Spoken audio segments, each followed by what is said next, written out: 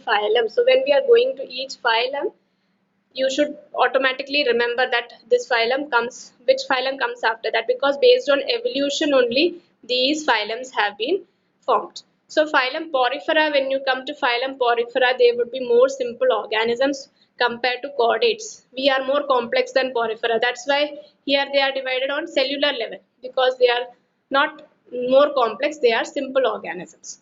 Okay, so first phylum which we are going to study is phylum Porifera. Now, just by the name Porifera, you can see that there would be something related to pores. By the word, you can think that there is something related to pores. Okay, so they are commonly known as sponges. This is an important point. Porifera, they are commonly known as sponges. They are generally marine, that is, they live in water, and mostly asymmetrical. Asymmetrical means they will not have any symmetry, any line of symmetry will not be there. Mostly they would be asymmetrical. Now in biology, every time there would be exceptions. In some or the other case, there would be exceptions. So in whatever you study, there would be exception for some or the other thing. So don't be confused if you find something. Common characteristics is what we are usually studying. So mostly they are asymmetrical animals. Phylum Porifera, mostly they are asymmetrical animals. They are primitive multicellular animals. Animal kingdom, every organism is multicellular. So multicellular, that feature will come. They have cellular level of organization. So when you get phylum Porifera, first thing you should remember, they are sponges. They are asymmetrical. They are marine, multicellular, cellular level of organization. Then the main feature of Porifera is they have a water transport or canal system. Canal system means like canals, like you know what is a canal through which like a tunnel you can say. So here there is a water transport canal system. That means, see here, you can see this here incoming water is there. The water enters through here, and from here you can see here it is written outgoing water. So from here water enters, and from here water goes out. So like a canal, the water will get into it and it will go out. So the part through which water enters, what it is called ostia. So water enters through minute pores, which is called ostia, in the body wall into a central cavity. This is the central cavity inside this. This is the central cavity which is called spongocoel. Okay, from where it goes out through osculum. So here, from here it will go out through osculum. What did I say? Water enters through ostia. It goes into this cavity which is called spongocoel. It goes out through osculum. Okay, so that is how water enters in Porifera. This pathway of water transport is helpful in food gathering, respiratory exchange, and removal of waste. So all these things will be helpful when water enters into this cavity. Choanocytes. Cytes, whenever you get this word, cytes, no, just remember that is cells. So choanocytes or collar cells line the spongocoel and the canal. So here you will have the cells which are called choanocytes. They are also called collar cells. They lining means they are those their body part is made up of that type of cell. So choanocytes or collar cells, they are lining this spongocoel and the canals. So this is what is porifera sponges. You can see it's like this. Okay, so what are the main features you have studied about porifera? First thing, they are sponges. They are marine, asymmetrical, multicellular, cellular level of organization. Then they have a water transport canal system. Water enters from where? Ostia. Comes out from osculum. They have a body cavity which is called spongocoel. This will help in food gathering and respiratory exchange. And the spongocoel is made up of choanocyte cells. Choanocytes or collar cells. Okay. Then this is sponges and this is sponge. Digestion. How the digestion take place? Digestion is intracellular. Intracellular means digestion within cytoplasm. Like we are having organs, no? We are having intestine, we are having stomach, intestine, or different organs are there. But here they are not having any particular organ.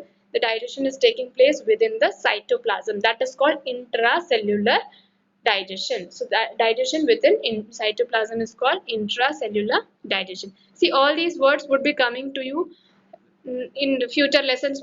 Every time it would be coming to you, so you should know what is intracellular. Different terms you should know. The body is supported by a skeleton made up of spicules or spongin fibers. As we are having bones, no, they are not having bones as such, but they are having spicules. You can see a spicules or spongin fibers. So that is their skeletal system. Skeletal is made up of spicules or spongin fibers. Sexes are not separate. Now this word also, hermaphrodite. Hermaphrodite means when the sexes are not separate. That means both the male and the female reproductive organ would be present on the same individual. That is called hermaphrodite. When sexes are not separate. That is, eggs and sperms are produced by the same individual. Okay, again remember this word. Hermaphrodite means when the sexes are not separate. Sponges reproduce asexually by fragmentation and sexually by formation of gametes. So both asexual and sexual reproduction take place here. Asexually by fragmentation. By fragments the new individual is formed. You can see here. And sexually by formation of gametes. Fertilization is internal. You know what is the difference between internal and external fertilization? Anybody? Internal fertilization, external fertilization. Anyone? Yes, in internal fertilization, fertilization takes place inside the body. Like human beings, the fertilization takes place inside the body. Whereas frogs and all, no, the fertilization take place outside the body. Yes, so that is called external fertilization. Here, fertilization is taking place inside. So this is called internal fertilization. Development is indirect. Now, what is development? Indirect development means they have a larval stage which is morphologically distinct from the adult. I'll compare this with frog. What is the young one of a frog called? Young one of a frog. Do you know? Young one of a frog is called? Okay. Any other name which you have studied in your smaller classes? Tadpole, no? Am I right? Tadpole, no? Yes or no? Ah. Tadpole, how does it look like? How does it look like? Fish-like structure. Tadpole is the fish-like structure. When it grows, it becomes frog. So the tadpole is different from the adult frog. So that is called indirect development. Okay, when the larval stage is distinct, that is different from the adult, that is called indirect development. They have a larval stage which is different from the adult. Understood what is indirect development? So examples of porifera, they are cycle or they are scypha, spongilla, freshwater sponge, and euspongia, bath sponge. So here you can see this is cycle, this is euspongia, and this is spongilla. These are the examples of porifera. Okay, so we will again repeat. What is porifera? What is it commonly known as? One by one you tell. Sheikh Muzammil Basha, you tell me. Commonly they are known as? Okay, what type of symmetry they are having? Asymmetrical. What type of level of organization? Cellular level. Multicellular or unicellular? Cellular. Okay, water enters into the body cavity through ostia. Goes out through osculum. The body cavity is called?